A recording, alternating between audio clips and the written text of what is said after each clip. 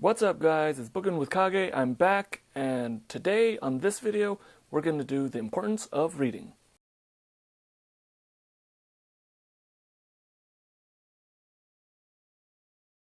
So guys, I know it's been a long time, but I'm back and I've had some issues. That's why I haven't been able to do a video in a long time.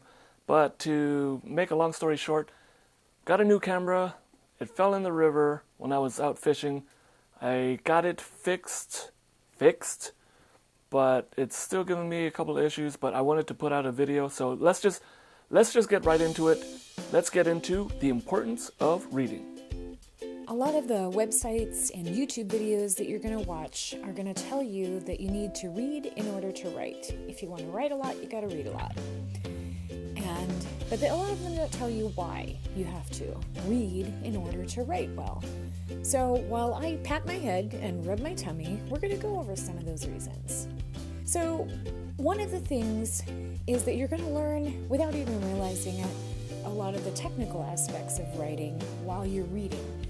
You will learn proper spelling and grammar and punctuation. You're going to learn story flow and point of view and how a plot goes from, a low point to a high point and back down to a low point. A lot of that technical stuff you can learn in a class, or you can read books about that, but there's no better way to learn it than by just reading somebody else's writing.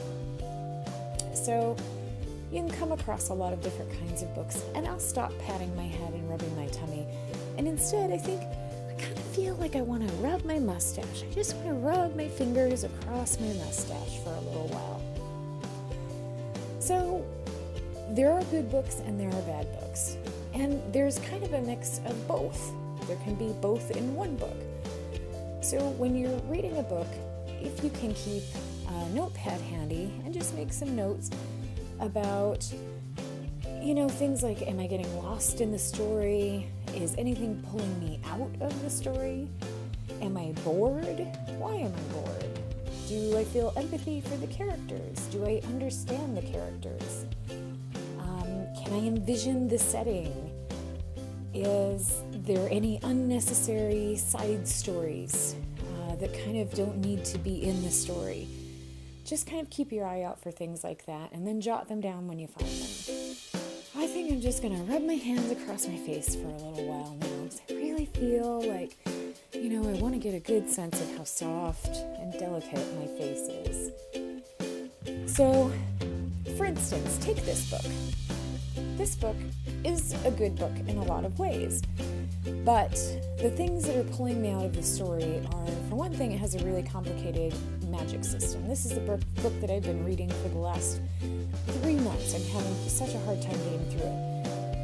And the reason is because I don't know the characters. There hasn't been enough character development. Not really comfortable with the setting. And because there are so many characters, when one of them died, I found that I kind of didn't care. And I should have cared, because it turned out to be kind of an important event when this character died. So those are things that I note down, and when I go back to my own writing, I look for those things that have pulled me out of somebody else's story. I look to see if I'm doing those same things. Am I not developing my characters well enough? Am I not describing the setting well enough?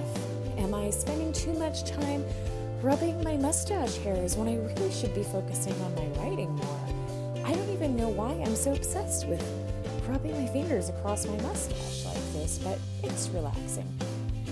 So there's a lot of reasons why, if you want to be a good writer, you've got to be a really good reader. Alright guys, I hope you liked the video. We'll get through these technical difficulties or whatever, but if you like the video, comment in the comment box down below, and I'll see you next time. So don't forget to subscribe, like, and share. See you next time, guys.